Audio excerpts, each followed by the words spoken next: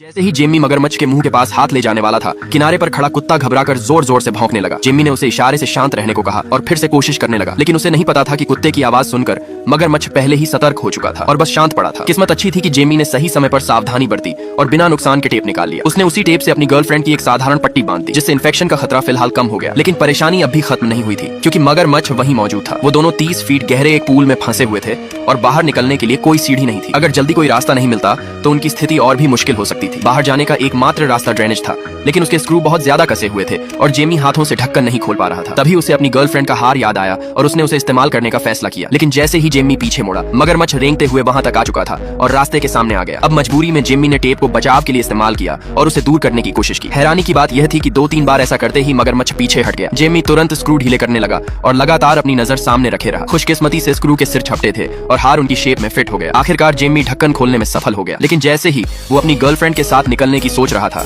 मगरमच्छ पहले ही ड्रेनेज के अंदर चला गया। वे 3 दिन और 3 रातों से फंसे हुए थे। उन्हें एक बूंद पानी भी नहीं मिला था और उसकी गर्लफ्रेंड का बुखार कम नहीं हो रहा था। इसलिए जेमी ने जोखिम उठाया और ड्रेनेज पाइप के अंदर जाने का फैसला किया। उसे दोनों तरफ रास्ता दिखा तो उसने अंदाजे से एक दिशा चुन ली। किस्मत से उसने सही दिशा चुन ली, जो मगरमच्छ की दिशा से उल्टी थी। लेकिन दुर्भाग्य से मगरमच्छ दूसरी तरफ से बाहर निकल चुका था और उसकी गर्लफ्रेंड की तरफ बढ़ रहा था। वफादार कुत्ता लगातार जोर से भौंक रहा था। आवाज सुनकर जेमी समझ गया कि कुछ गड़बड़ है। वो तुरंत वापस आया और सही समय पर पहुंच गया। उसने अपनी पूरी ताकत से मगरमच्छ को दूर किया और फिर पास में पड़ी लकड़ी उठाकर खुद को बचाने की कोशिश की। काफी मेहनत के बाद वो उसे वहां से हटाने में सफल हो गया। एक और दिन बीत गया। लगातार बिना खाए रहने की वजह से जेमी कमजोर हो गया और अचानक बेहोश होकर गिर पड़ा।